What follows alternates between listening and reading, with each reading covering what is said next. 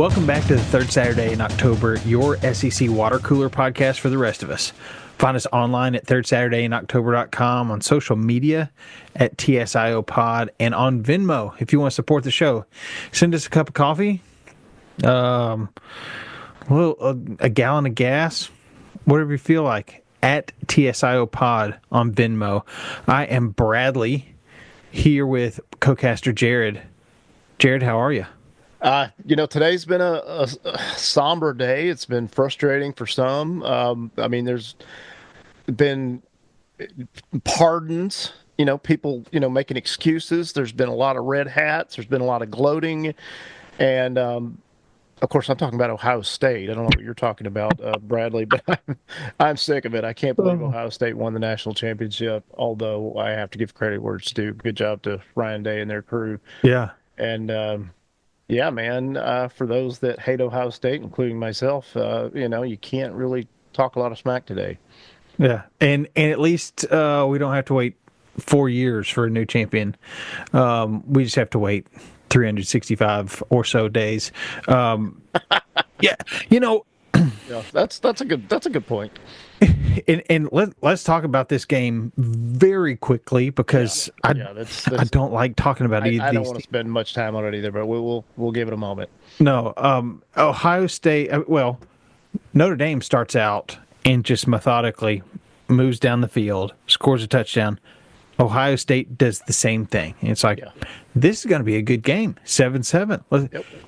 It didn't last long because pretty soon Notre Dame was up 21-7 at halftime.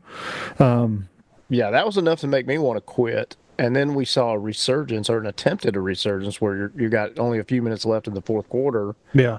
And it looks like, Notre Dame has a legitimate shot, although a far shot, at a shot of, being within 8 points. That's a touchdown and an extra point, or, 2-point conversion to tie it up. So you're thinking,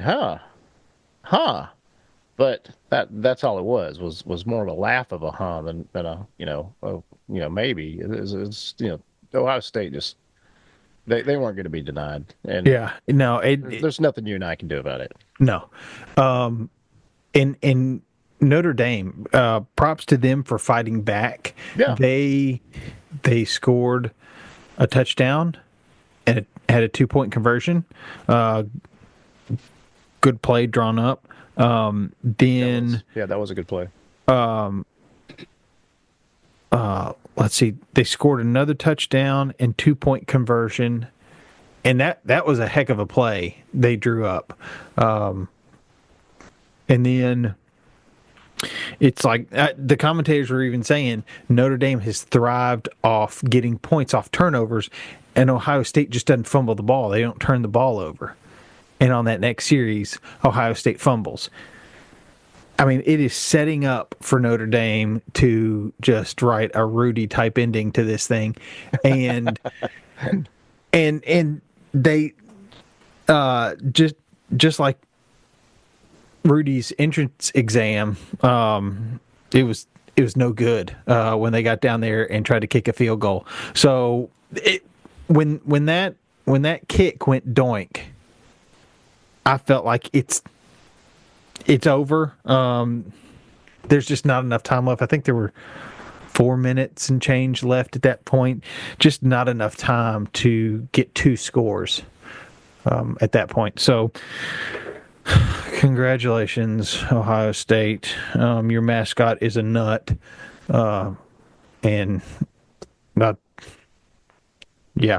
Thankfully, the season's over, so we don't have to talk about it anymore. We can move on to basketball, where I don't think Ohio State is going to make a run at the national championship this year. But before we move on to basketball, I know you've got some football stuff you want to talk about before we just completely leave this season in the dust.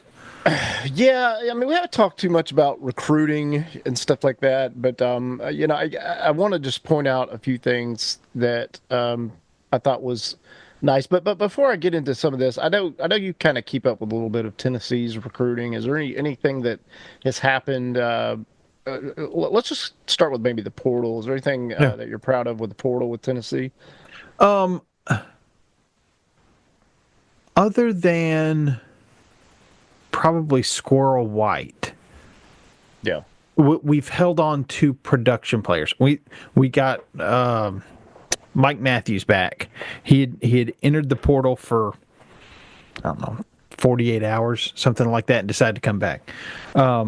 Yeah, that I mean, and that's a win. That's because if you Yeah, were to go out and try to get someone of his talent in the portal, you'd be freaking out. And so to keep your guy is even better. So yeah.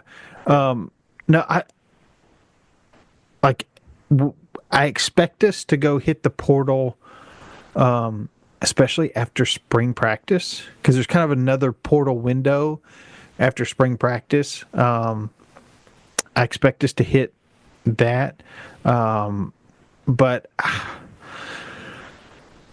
not. There aren't a whole lot of big moves. Either way, Tennessee is also working with a self-imposed scholarship limit, and so they're pretty much maxed out with the guys the freshmen they've signed. So there's not a whole lot of room in the transfer portal to add a lot of players, anyways. But I expect to pick up maybe a couple in the spring. So I don't know, linemen, offensive linemen, especially that I'd like to see something there, just because I don't know what we've got coming in or coming into next season. So other than that, not a whole lot of news on Tennessee's front. I will say that not the last school year, so not the school year we're currently in, but the previous one, Tennessee had 400. It was like $427 million in revenue across their athletic department. So that's all your sports. I'm not sure how that compares to other athletic departments, but I know it's one of the more profitable ones. yeah, You got great football, you got great basketball, you got the reigning national champs in baseball. You've got a resurging women's basketball program. A lot of sports outside of those kind of four main ones doing really really well also. So I think it's just overall it's a great time up on Rocky Top. So that's where I'll kind of leave it. yeah. Well, recruiting, of course, is the big thing that's happening right now. The portal's Yeah. kind of slow. It's still open for some teams, but it's not as prevalent as we'll see the spring portal open up here in several weeks, but right now it's mainly high school Yeah. focused for the 2026 class. And of course, Georgia, they're relentless on the recruiting trail, and they've got a commitment, or they're projected to get a commitment from four-star wide receiver Ryan Mosley. He's the member of the 2026 class. This kid's a stud. And so it's just Georgia just stacking classes like Yeah. they always do. They've also got a four-star receiver named Vance Spafford from California. So they've got they're already kicking tail and doing all the things they need to be doing. Um, don't have much info on Tennessee, unfortunately. I need to do some more homework. But I know that there is a quarterback prospect in Tennessee that a lot of guys are wanting, a lot of the schools are wanting, named Jared Curtis. Have you heard of this kid? Uh-uh. He's like the top quarterback apparently in the 2026 class. He's out of Tennessee. I think he's out of Nashville actually. Yeah. So it'd be somebody to look up. Jared Curtis, 37 on X. But Alabama's after this kid. I know Auburn's after him. Almost all the schools are after him. All the way. Yeah. Ohio State. Georgia, I'm sure, is probably after him, even though they have an embarrassment of riches already. So so it's interesting to see what's going to happen there. Oh yeah, Auburn, yeah, that's the kid from Nashville Christian, and Nashville Christian. That's right. That's him. what Jared I've Curtis. heard, the talk that I have heard is that he may be transferring high schools because he's in a lower, like a less competitive Oh, league, yes, I have heard that. and so he may be looking to transfer for his senior season so that people can evaluate him on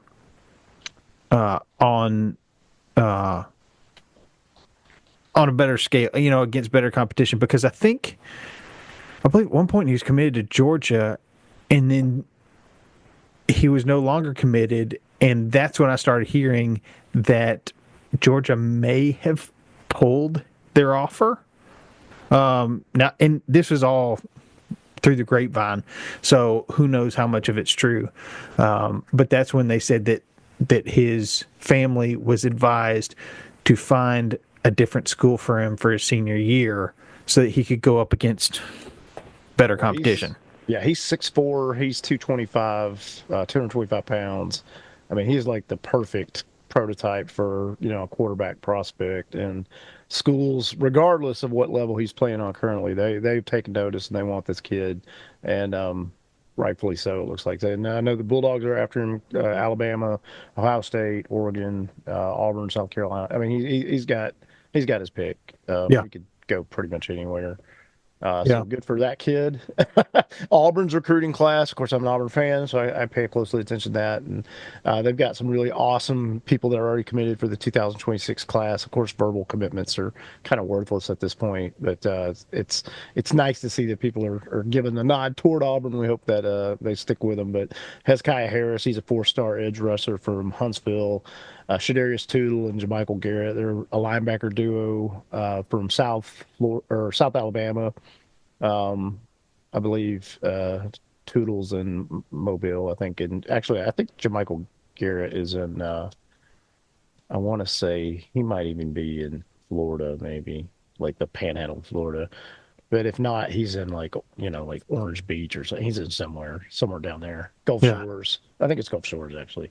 Denarius Gray, he's a wide receiver out of Florida, actually out of Chaminade. Madonna, which is in South Florida, which is where I'm at. I'm in Fort Lauderdale, and Chaminade Madonna, they win like the state championship like every year. They recruit in their private high school, and they have tons of stud. They're a football factory basically. So I'm gonna go try to see Denarius Gray play in the fall yeah, before he is off to whatever school he's off to, hopefully Auburn. Wayne Henry is a safety from Baltimore, which is weird. Auburn's kind of got this pipeline now out of this school. I think it's Bishop. I forget the name of it. It's in Maryland, yeah, but it's like this odd pipeline for Auburn. All these top players from this top school in Maryland are starting to come to Florida, or not Florida, but Auburn. yeah, Excuse me. So yeah, Florida's got some great 2026 prospects. They've got a guy named Isaiah Williams, who's a 4-star linebacker. He's like in the top 5 in linebackers. This kid is you know ridiculous, and so he's looks like he's committed to Florida, but again, we know verbal commitments or whatever. A&M's not going away. Mike Elko's doing his thing, so he's got several edge rushers and wide receivers out of Georgia, surprisingly, tight ends, quarterback from Utah, which is kind of an odd thing, a Utah quarterback going to Texas A&M. But yeah, there's just a lot of really cool things going on in recruiting. I like to kind of keep my eye on it. I won't get too heavily in that because I know we want to talk some basketball, so we'll make the shift. But yeah, I would say just kind of keep an eye open or keep an ear open and be listening out and see what's going on in recruiting, because that's what the coaches are up to right now. They're trying to yeah, get these kids to come see Tennessee basketball games and commit to the University of Tennessee, and rightfully so. yeah. And for a long time I wanted, I want a number one recruiting class, and Alabama had it locked down for a long time, and Yeah. Georgia had it locked down for a few years, Yeah, they're still in the hunt every year. and Georgia is, and Alabama's close. So yeah, and especially now with the way Heupel runs his offense, especially, I don't feel like personally I need the number one class, because you're not looking for necessarily the biggest offensive lineman. You're not looking for, you know, the the big bruiser type running back. You're looking for a lot of speed guys, and sometimes if they're maybe a little bit smaller and fast, they may drop down in the rankings, but it's about fit. And I think Heupel's done a pretty dang good job at most positions finding the right fit and just kind of letting the recruiting class ranking fall where it may. I don't know how much coaches are worried about that. They're worried about getting the right players on their team. And the Alabamas and the Georgias built more like an NFL style offense. Really, you are looking for kind of your more stereotypical players, and I think that the rankings probably lend themselves to that prototypical positional player a little bit. But no, I still like keeping up with it.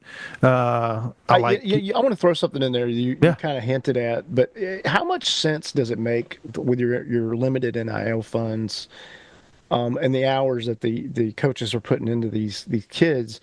Does it make sense to go for that super top tier kid? It may not, and here's why. Maybe you don't want that number one edge, or maybe you want the edge, but maybe you don't want that number one quarterback, because if that kid's not playing in a year or so, he's probably going to transfer. yeah. So, I He's mean, just gonna eat up 5, 6, 8, $10 million.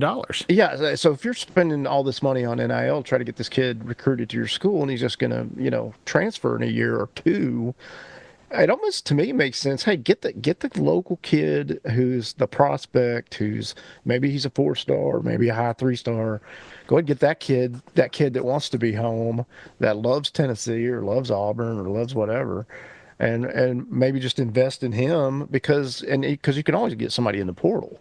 Yeah, And that's, I think maybe that's the pivot that some of these coaching, not every school's going to do that, because you got the Ohio States and the Georgias that can go get these elite guys, but you might see some of these other schools, and maybe Tennessee falls in this category. I know Auburn probably will, but where you'll still go after the big kids, the big linemen, and some of these top kids, but not every position group are going to do that. I think because yeah, it just okay, this kid's probably not going to play for 2 years and they'll be out of here.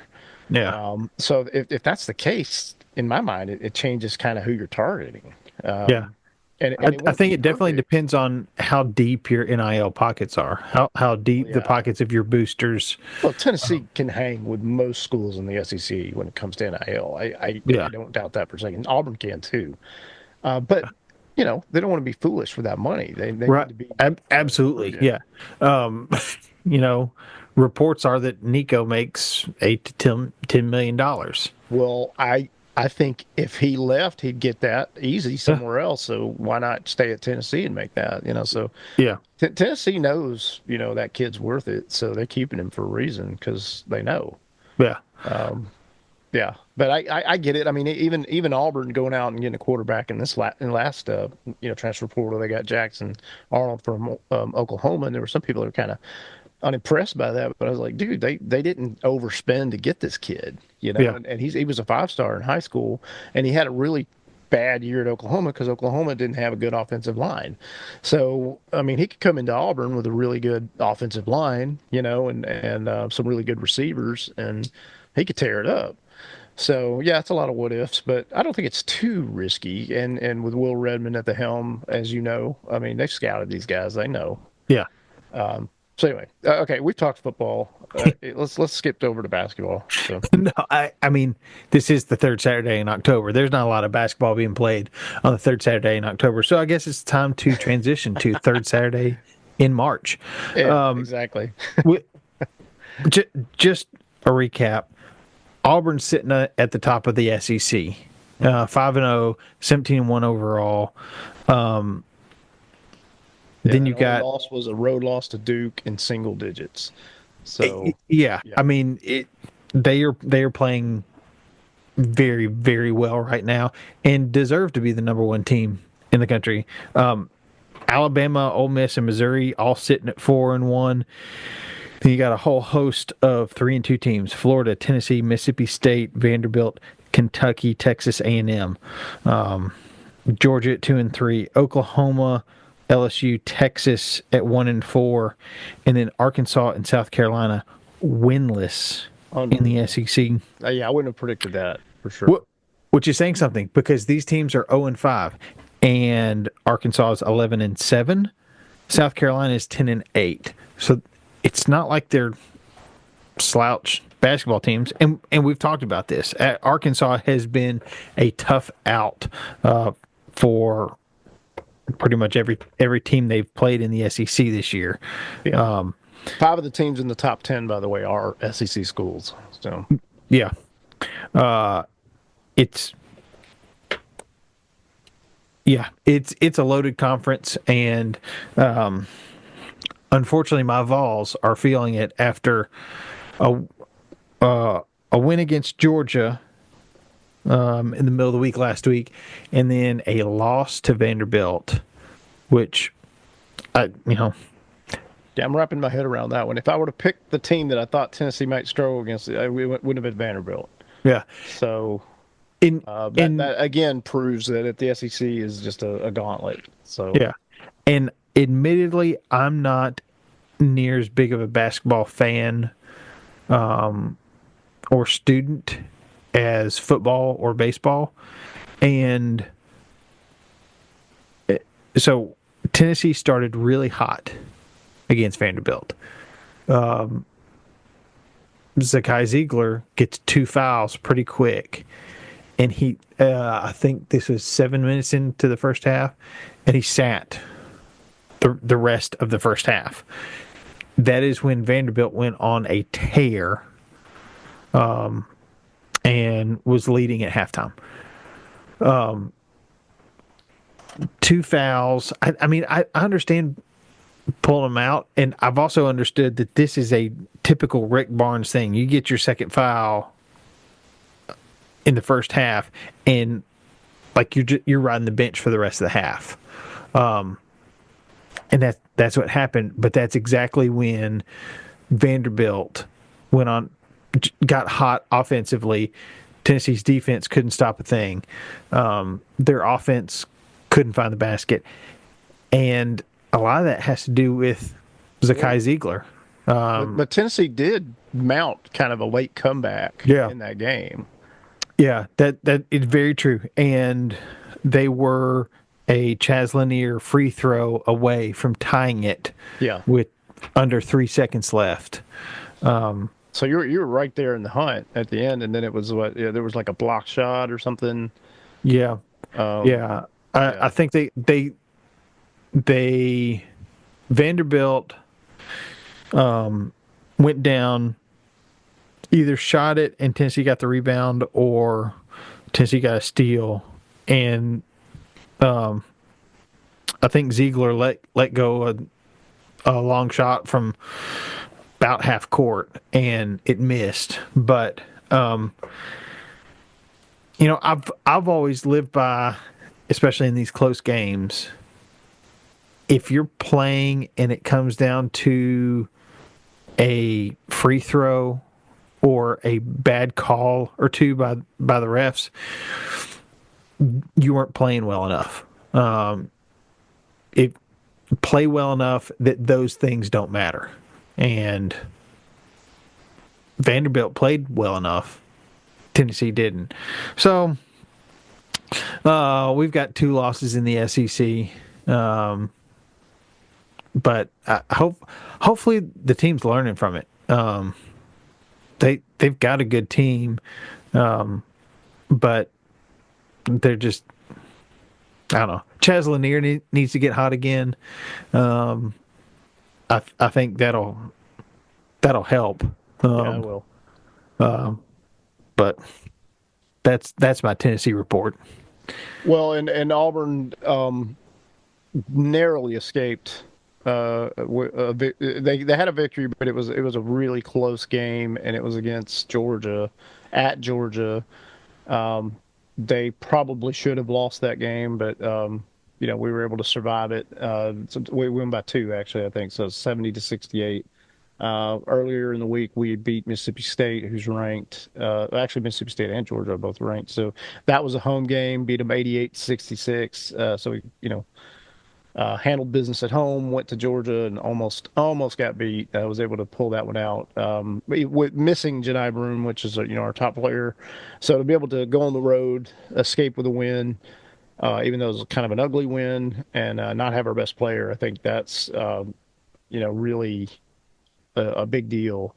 Next game for Auburn, of course, is Tennessee, and that's a week from now, as of this recording. But that's going to be a massive game. That's Yeah. two of the best teams in the country, and that's at Auburn. But that's where I'm concerned. Yeah, it's at Auburn. Auburn definitely has a home advantage, but Tennessee's coming off that loss to Vanderbilt, and you guys have a warm up game between now and then. I forget who you're playing. Mississippi State. I Oh, wouldn't call Mississippi it too State much. is not a warm up game. Yeah, Mississippi No, State's it's not. actually a really good game. That's Yeah, a good team. So yeah, no. So we yeah, we come out of that loss against Vanderbilt right. to host Mississippi State, travel to Auburn, and then host Kentucky. Yeah, that's a gauntlet. That's bad. That is not fun. And to open up February, host Florida, host That's ranked Missouri, yeah. travel to Oklahoma, then visit Kentucky. Yeah, even Oklahoma is not. You don't want to sleep on them. They're not going to be terrible. But then yeah, like to your point, then you got at Kentucky. Yeah. So you got At, Kentucky twice, like in a matter of 2 weeks. so between now and our next, well, traveling to Oklahoma is the only non-ranked opponent before we play Vanderbilt again.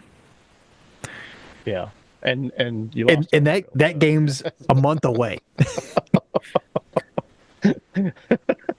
Man, these are going to be That's really the good SEC this games, year. though. I know, but if Tennessee can win the majority of those games, which they will most likely, dude, they're going to be sitting pretty. I'm not Yeah. worried about Tennessee. I know they had two losses, which you're disgusted by, but they're still a top team, dude. They are a good team.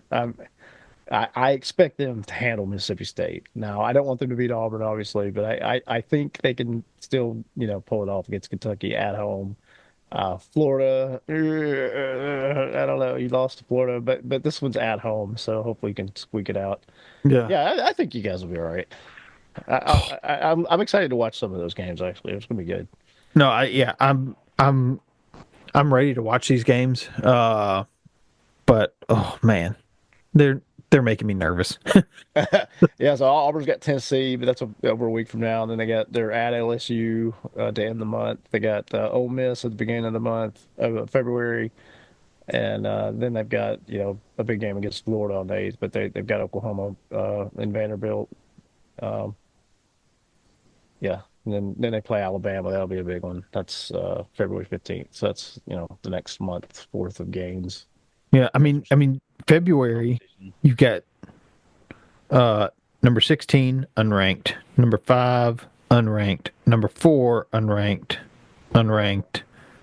number 16, number 9. That's almost like a month off for Auburn because they've had such a rough schedule up to this Oh point. yeah. So, No, and when Rick Barnes was at Providence, I believe wherever his first head coaching job was, he scheduled an easier non-conference, early season schedule because the coaches have a lot of control over that,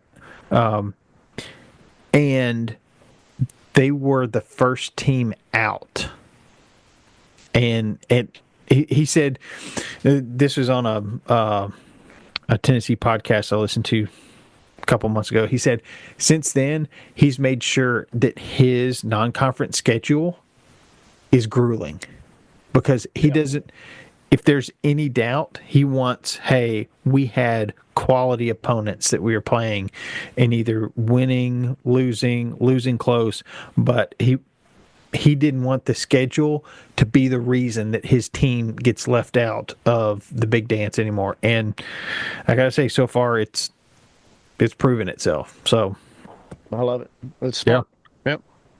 Yep. And I mean, I think Bruce Pearl does a great job of taking on quality opponents. I mean, who wants to schedule Duke at Duke? Well, normally I would have said no, but that honestly, Auburn could have won that game. They didn't win it, but they barely lost it. And yeah, to me, it was, if anything, that showed Auburn, hey, they can hang with Yeah. the big boys, and they've already beaten some really good teams like Houston, Iowa State. They beat North Carolina. Um, I mean, they beat Purdue, which is ranked. So they've had some tough teams they've played already. And then even in conference, they've already beaten Mississippi State and Georgia. They're both ranked. So yeah, I mean, they still got to handle business, but we're off to probably the best start Auburn basketball's ever had. I don't think Auburn basketball's had a team quite as exciting as this one. We've had some good teams, but this is a different team for No, sure. I And know. Auburn fans know it. Yeah, a couple of weeks ago, in one of the post game interviews, I can't remember what they said, but they were saying basically this is the best start to Auburn basketball in over 100 years. I believe that. Yeah, easily true. I can't remember a time Auburn was this, you know, incredible. And Yeah, and Bruce Pearl is the winningest coach now at Auburn ever. yeah. That's happened in the last several games. So, it's just a different vibe. And it's become like a recruiting thing, even for Auburn football. We're like, we got Tennessee coming in a week, and we're bringing all the high school recruits to that game. Yeah. Uh, so it's like, I hey mean, but man, come watch, the top two of the top teams in basketball battle it out. And, yeah, it's like a recruiting weekend type thing for Auburn. So it's like, shoot, go I ahead, mean, leverage it. you can spend a lot more time with the coaches, Absolutely. and you can see what an avid, rabid fan base is like. Because no, these aren't the 80, 90, 100,000 plus seat coliseums that are SEC football and college football, but it's 16, 17, 18,000 very rowdy fans who who just love their school and love their teams. And it's like, you think this is hyped, you should see us in the fall.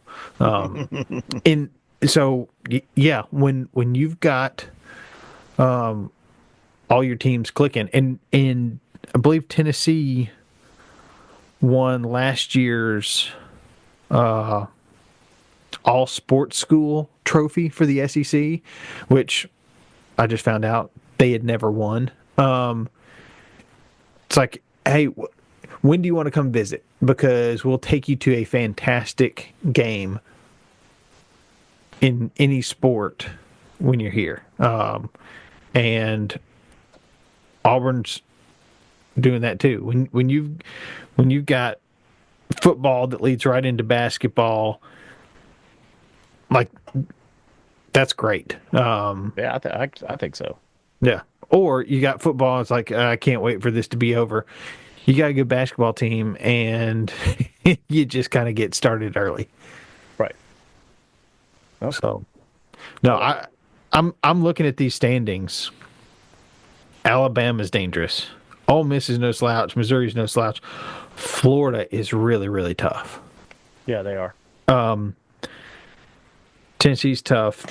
Mississippi State is no slouch either. Kentucky, surprisingly far down the SEC standings, but a top 10 team. It's going to be tough in the SEC this year. I don't know we've said that before, but I don't know. You got Auburn, Alabama, and Kentucky, and Florida, all in the top 10, right? Yeah. Um, Tennessee, we'll see how far they fall. Uh, the new rankings out yet? I can't remember. Uh, they should be, I think. Don't they come out on Sunday or? Well, the rankings that I'm looking at or that I'm looking at on ESPN, they've got Tennessee sixth. Yeah, So, and that's where we were going into the Vanderbilt game. Um, although I think that's fair because you've only lost two games, so it's like if that's not your ranking, I'm curious what it is because yeah, true. let's see, it says week 12. Yeah, It's hard to keep up with all these weeks because you can't. yeah, In football, you look at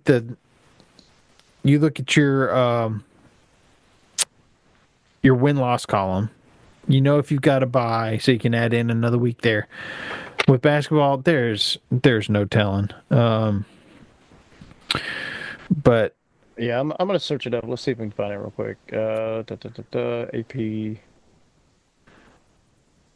yeah, ooh, Okay, so this would be as of January 20th. So we've got Tennessee sixth. Yeah, okay. So we stay which I steady think is at fair. That six. that is counting the loss to Vandy. Yeah. Which I mean, I'm not I mad. no, I I think Tennessee's better than sixth, but that's you know, Alabama's lost three games and they're ranked four. I'm not sure why that is, but whatever. Who knows? Um, I Anyway, mean, they're gonna get their they're gonna play, you know, some better competition here soon. So we'll see where they stand. yeah, Florida's ranked just above Tennessee, which makes sense. Florida's beating Tennessee, so that's they're five. yeah. Other than that, it's Iowa State and Duke are the only two in the top five that are not SEC. So I mean, they they're gaining a lot of weight there.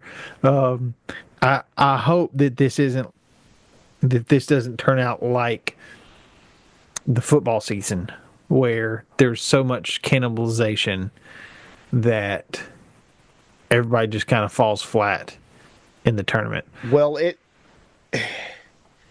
I don't think it'll be comparable because you can have several quality losses in basketball and still, Yeah. not be not that's not going to dictate your full season. So Yeah, I mean you got 68 teams that make it yeah, to the tournament. So, right, yeah.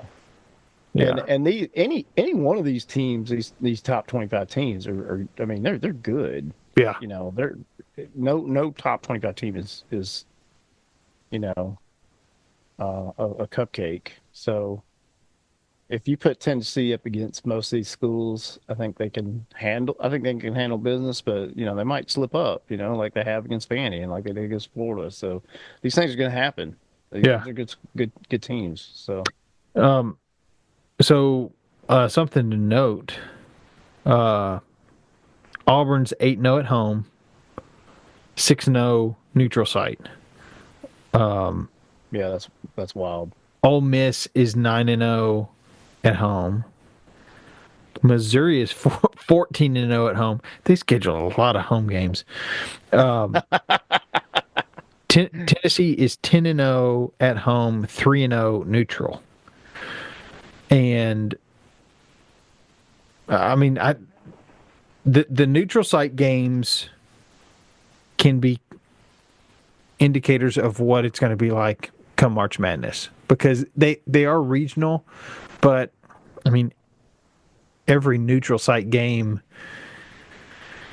is skewed one way or another. But it's going to be interesting to be watching these tallies as the year goes on. Agreed. Because Missouri's got a losing road record. Kentucky's got a losing road record. Texas A&M, Georgia, Oklahoma, even Texas is just 2-2 on the road. Um, we'll see. there's a lot of good competition in the SEC this year. So I'm glad we got a bunch of games to talk about. Yeah, yeah, and this next month's gonna be a lot of fun. So there's good stuff going on. Yeah. Jared, Saturday. Tennessee's got one more game to get through, but Saturday is going to be a heck of an atmosphere because Auburn knows where they'll be. They'll be number one, 17-1 overall, taking on a Tennessee team that hopefully just has 2 losses and is in the top 6. Yeah, this is This, this, this is the game I'm most anxious about yeah, is the Tennessee game, just because I know what Tennessee is capable of, and I know you guys are less likely to be messing around, especially now with the loss to Vandy. And we're coming off a week of just kind of sitting on our laurels.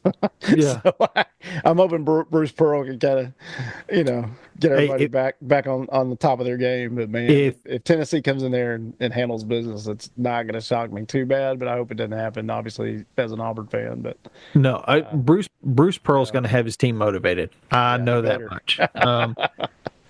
I love to see him do well. In every game except when Tennessee. he's playing Tennessee.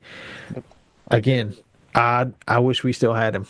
I only because those years of turmoil before Rick Barnes got there likely wouldn't be as bad. Agreed. But here we go.